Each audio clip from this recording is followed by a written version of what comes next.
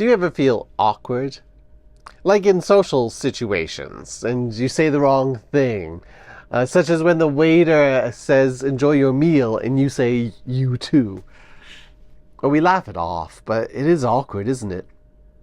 Maybe you're just bad at small talk, or you feel extra awkward around certain people in your life.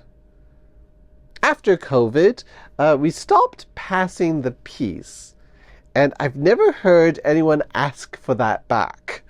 That has always been an awkward moment, wasn't it? Okay, let's make us all feel awkward right now together. I'm going to ask for you to raise your hand if you think you are awkward. Are you an awkward person? Go on. Be awkward. Raise your awkward hand awkwardly. Let's see it. If the author of Awkwardness, a Theory, Alexandra Plankius, is right, the majority of you raised your hands.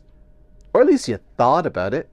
Maybe you twitched a little before deciding that it's just too embarrassing. Studies show that most people will label themselves as awkward. Plankius, however, argues that there aren't any awkward people. Awkward is a feeling, it's not a state of being. So it's normal and natural to feel awkward at times and to make mistakes that are cringy. We are at our most awkward when we're unsure of what the social cues should be, when we're in situations that we're unfamiliar with. So, for example, someone attending church for the first time today will feel probably the most awkward in the whole room, especially as I'm drawing attention to them now. Another common time when we feel awkward is around death and grief. We have some social cues and etiquette, but it's not an everyday occurrence, so we don't get a lot of practice. People worry about saying the wrong thing to someone who is grieving and then making matters worse, so we don't say anything at all. Which is also incredibly awkward and embarrassing, and so we avoid the grieving person altogether. If you have ever felt unsure what to do when someone is crying, if it made you feel awkward, nod your head. I'm sure you're not the only one in the room who has felt like that. For what comfort it might be worth, we have a Bible story today of someone who is equally as awkward as the rest of us, if not worse. It's the priest Eli. A woman named Hannah is in the temple sobbing her eyes out, and Eli doesn't know what to do about it. Does he confront her? Does he give her a side hug? Does he ignore it?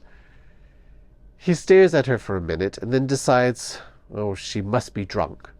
So he says, "How long will you make a drunken spectacle of yourself? Put away your wine." She bursts into even more tears and then tells him all about her struggles in trying to conceive a baby. That was way more detail than this old priest wants to hear. I'm certain Eli is feeling extremely awkward and just wants out of the situation as quick as possible. He stutters, "Go in peace. The God of Israel grant the petition you have made to him," and then shuffles off. Oh, Eli. He is a dreadful priest. We know from other stories that he's not particularly effective. But I like this story because it reminds me that as awkward as I sometimes feel, at least I'm not as bad as Eli. But even if I was as bad as Eli, here's the amazing thing about the story, even if I was as awkward and rude as that, God can still use me. God spoke through Eli that day. It was short, but it was just the words that Hannah needed to hear. She was lifted up by it. She was encouraged. She went home rejoicing.